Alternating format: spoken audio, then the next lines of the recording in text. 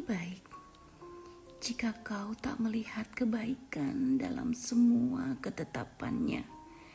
Mungkin ada yang salah dengan hatimu. Segala janjinya tak pernah mengecewakan. Jika kau masih merasa kecewa, mungkin ada yang salah dengan imanmu. Bismillahirrahmanirrahim. Assalamualaikum warahmatullahi wabarakatuh.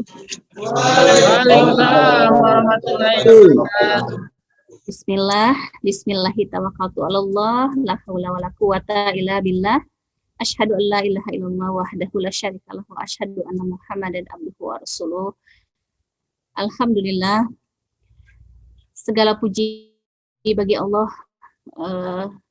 Kemarin begitu masuk waktu Ramadan saya sujud syukur ya, karena memang obat dari kerinduan itu adalah bertemu ya.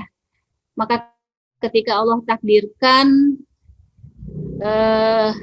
Allah pertemukan kita kembali dengan Ramadan Mubarak ya, dengan segala keistimewaannya, di mana sebelum datangnya Ramadan begitu membuncah ya kerinduan kita terhadap Ramadan.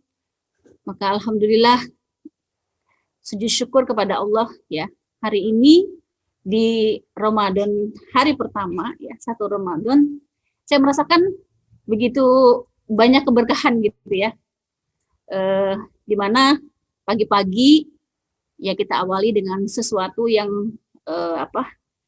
semoga bisa memberi insight untuk menjalani hari-hari di Ramadan ke depan ya. Dan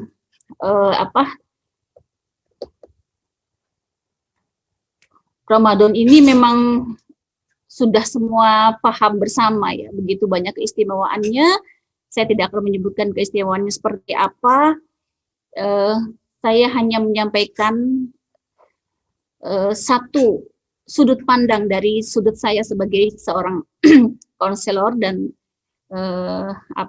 terapis, dan juga sebagai seorang trainer ya, itu yang akan saya kupas. Salawat dan salam semoga senantiasa tercurahkan kepada Rasulullah uswatun hasanah kita.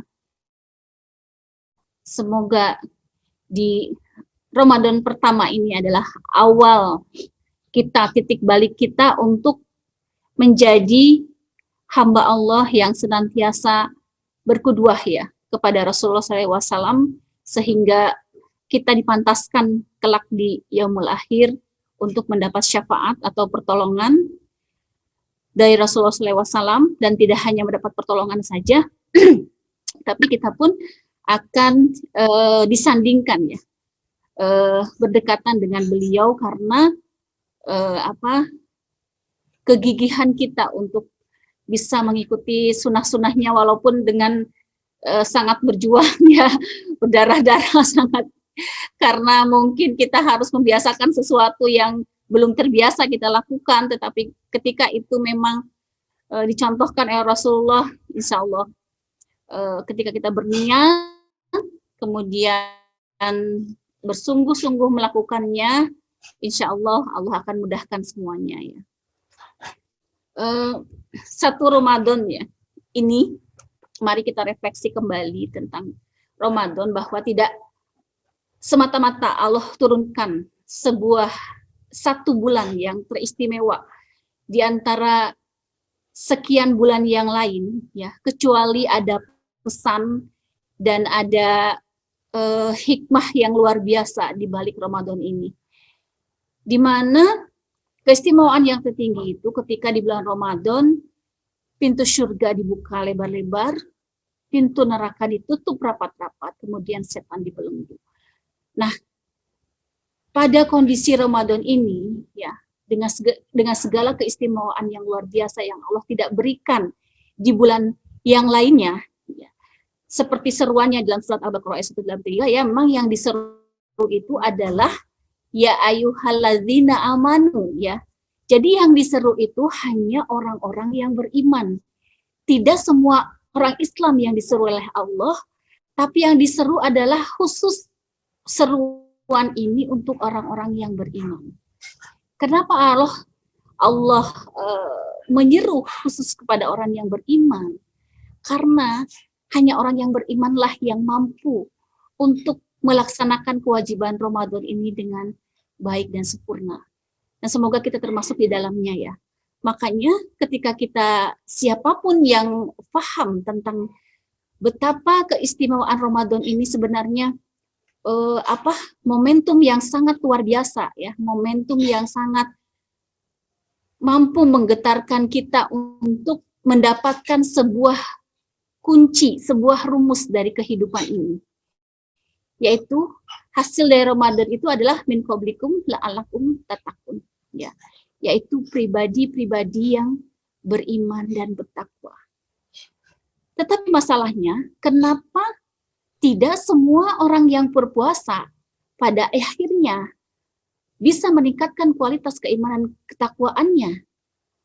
Ada apa sih ya di balik puasanya itu? Gitu. Kenapa kok tidak semua yang berpuasa kemudian menjadi akan mendapatkan hasilnya, yaitu pribadi yang lebih bertakwa, yang lebih keimanannya lebih dalam, lebih kuat? Ternyata itu pun salah satu yang menjadi parameter atau penentunya adalah bagaimana cara kita berpuasa.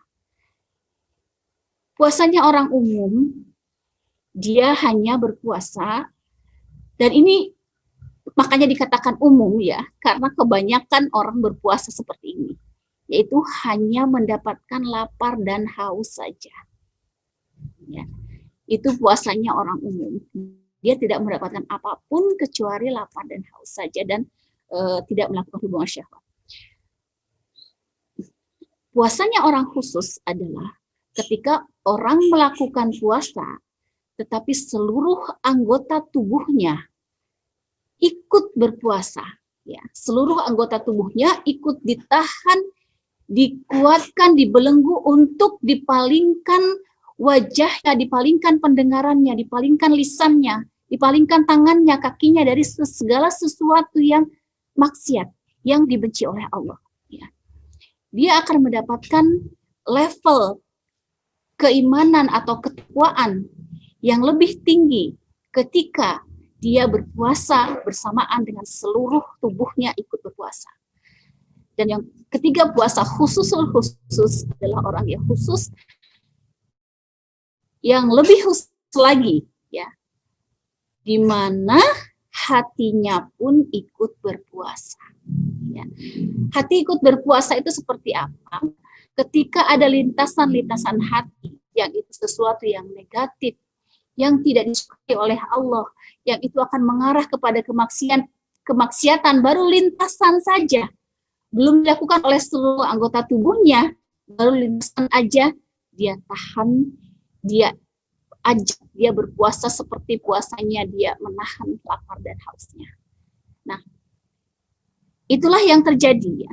Makanya kenapa pada akhirnya kualitas ketakwaan yang didapatkan pada orang-orang yang berpuasa itu berbeda-beda, karena memang berbeda-beda caranya dia berpuasa. Nah, mengingat sudut pandang saya, ya dilihat dari sudut pandang saya sebagai seorang terapis. Sebenarnya tadi ada hubungannya dengan video tadi ya, saya yang tidak bisa suaranya ya, tidak bisa terdengar. Itu terkadang saya sering sekali membuat video kemudian diupload di YouTube ya, channel YouTube saya, atau ini baru aja buka TikTok ya, tapi isinya khusus tentang seruan-seruan ya tentang dakwah ya gitu ya, tapi dakwah saya khusus di jalur pengobatan dan penyembuhan ya. Saya merasakan betul karena saya bersentuhan langsung ya dengan para klien dan para pasien yang sedang mengalami gangguan atau keluhan, baik itu keluhannya ada di fisiknya, baik sakitnya atau keluhannya di pikirannya, baik itu di perasaannya, baik yang sakit itu hatinya, ya. Ternyata semuanya ketika disentuh dulu sisi ruhiyahnya, ya, rohaninya, keimanannya, ternyata semua keluhan apapun yang dirasakan oleh manusia, ya, kuncinya itu semuanya akan lebih mudah untuk diobati ketika spiritualnya dulu yang diobati. Kenapa sih seperti itu? Karena kita itu sebenarnya makhluk rohani yang berjasmani. Makhluk rohani yang berjasmani, di mana rohani kita, ruh kita di dalam surat Al-A'raf ayat 172 ya, 172 sudah berjanji di hadapan Allah untuk menjadikan Allah satu-satunya Tuhan ya. Di mana ketika kita dilahirkan kita membawa fitrah ya. Membawa fitrah untuk hanif, yaitu mempunyai kecenderungan kepada kebaikan. Fitrah kita itu adalah bahagia, ya. Kemudian fitrah kita dekat dengan Allah dan tidak bisa jauh-jauh dari Allah. Maka hasil dari puasa itu adalah kenapa dikatakan kembali kepada fitrah, karena ketika puasa itu benar kita lakukan, ya, dan kemudian dilakukan selama 30 hari, ternyata 30 hari itu di dalam secara alami dalam otak kita membentuk sebuah pola ya. Pola di mana fisik atau jasmani kita sedang ditekan karena kita menahan lapar, haus dan syahwat, maka ketika ada penekanan secara jasmani, rohani kita akan muncul ke permukaan. Rohani kita akan menguat, akan naik ke permukaan, sehingga hasil dari puasa itu adalah benar-benar kita menjadi kembali kepada fitrah kita, yaitu kita adalah makhluk rohani yang berjasmani. Ya, jadi untuk orang yang cerdas ya, ciri orang yang cerdas itu adalah orang yang mudah terinspirasi. Karena air itu ya mengalirnya kan dari tempat yang tinggi ke tempat yang lebih rendah. Memang hanya orang-orang yang rendah hati yang akan sangat mudah menangkap ilmu. Orang-orang yang rendah hati sangat mudah untuk memahami kemudian mengaplikasi dalam kehidupan sehari-hari. Dan karena di bulan Ramadan itu sangat energinya berlian gitu ya, bukan emas lagi gitu ya, tapi berlian, di mana sekali lagi rohani kita dimasukkan ke dalam sebuah sistem oleh Allah untuk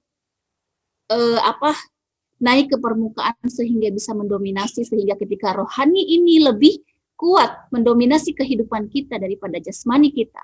Ya, dan karena yang lebih penting adalah mencerdaskan rohani kita, karena jasmani itu seperti pernah yang saya sampaikan, jasmani itu adalah prajurit ya.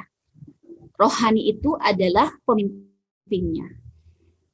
Prajurit akan kemana arah pemimpinnya. Rohani akan ikut kemana perintah pemimpinnya. Nah, rohani ini ternyata di dalam trilogi kecerdasan, bahwa kecerdasan spiritual ya, ternyata kecerdasan spiritual itu adalah potensi yang tertinggi, yang terkuat yang Allah karuniakan kepada kita, yang kontribusinya 50% ya, baru kecerdasan emosional 30% dan kecerdasan intelektual hanya 20% saja ya. Jadi ketika kita hanya memakai logika atau akal atau pikiran yang pikiran itu kan produk dari akal ya. Hanya mengandalkan pikiran kita, mengandalkan logika kita, bayangkan betapa rapuhnya kita. Karena memang wilayah kerja logika kita itu mengkontribusinya hanya 20%. Ya, betapa rapuhnya kita, makanya satu-satunya jalan kunci dan rumus kita menghadapi kehidupan kita selanjutnya adalah mencerdaskan spiritual kita. Dan inilah di Ramadan inilah adalah momen terbaik yang Allah kita masuk cemplungkan ke dalam sebuah sistem di mana hasil kita kelak begitu Ramadan habis ini menjadi makhluk yang benar-benar kembali kepada fitrah, itu makhluk yang merohani, makhluk yang mengilahi, di mana ketika kita sudah mengilahi, segala ego, segala ekspektasi dan apapun yang kadang-kadang kita buat sendiri menyusahkan hidup kita dan memenjara hidup kita, itu semuanya sudah rontok, sudah hilang, sehingga yang muncul itu adalah energi Allah aja yang dalam diri kita, sehingga kita menjadi pribadi yang tegar apapun masalahnya.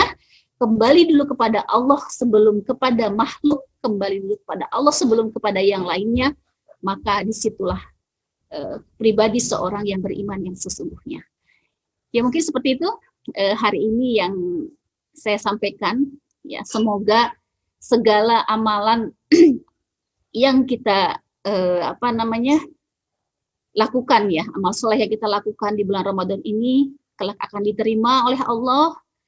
Allah akan ridho ya, Allah akan menghadirkan berjuta keberkahan di Ramadan ini, dan semoga ini awal Ramadan ini saya mesti kalau ingat Ramadan sih pengennya melo aja sih, karena betapa saya itu merasakan betul ya karena bersentuhan dengan klien saya gitu ya, ketika mereka tuh spiritualnya, saya kan fasilitator ya, memfasilitasi mereka untuk dekat dengan Allah. Ketika spiritualnya dibangun ya untuk memperbaiki hubungannya dengan Allah saja, ternyata Masya Allah sakitnya itu ternyata sangat mudah diobati. Sakit di fisiknya, mau migrain, mau sakit kaki, mau apa, itu akan mudah diobati ketika spiritualnya sudah matang dan dewasa. Kemudian ada orang yang misalnya punya kecenderungan kecemasan ya, orang yang takut, yang khawatir, yang tidak pede dan sebagainya, ternyata pun kuncinya pun ada di spiritual. Ketika mudah di-upgrade. Tapi kalau spiritual sudah di awal sudah rusak dan berantakan gitu ya, masih sangat mentah, itu mengobatinya itu akan sangat sulit. Jadi satu jalan adalah spiritual, dan semoga ini adalah momen untuk kita bersama teman-teman di jagat ini, momen untuk kita bersama untuk lebih memberdaya, untuk lebih bisa goals kita bisa tercapai semuanya insya Allah dengan diawali dengan spiritual, kita mendewasakan spiritual kita di bulan Ramadan ini. Mungkin seperti itu ya. Mudah-mudahan kita semua termasuk golongan orang-orang yang diterima puasa kita, dan mudah-mudahan termasuk ya paling tidak minimal orang yang khusus lah gitu ya. Kalau khusus kan levelnya para nabi gitu ya. Kalau orang yang khusus tadi minimal orang yang khusus, di mana kalau mau marah gitu ya ingat, oh aku lagi berpuasa. Kalau mau melakukan kemaksiatan di jalan ada yang pakai baju minim gitu ya, langsung dipalingkan, oh ya aku lagi berpuasa. Itu semuanya terkondisi dari puasa kita, tersistem di mana tubuh kita sedang masukkan ke bengkel oleh Allah gitu ya. Tubuh kita itu secara fisik sedang turun mesin gitu untuk disehatkan kembali, agar ketika keluar dari Ramadan tubuh kita semakin sehat, rohani kita semakin kuat. Insya Allah mungkin seperti itu ya teman-teman untuk hari ini. Sampai ketemu lagi di pekan depan. Kita hidayah. Assalamualaikum warahmatullahi wabarakatuh.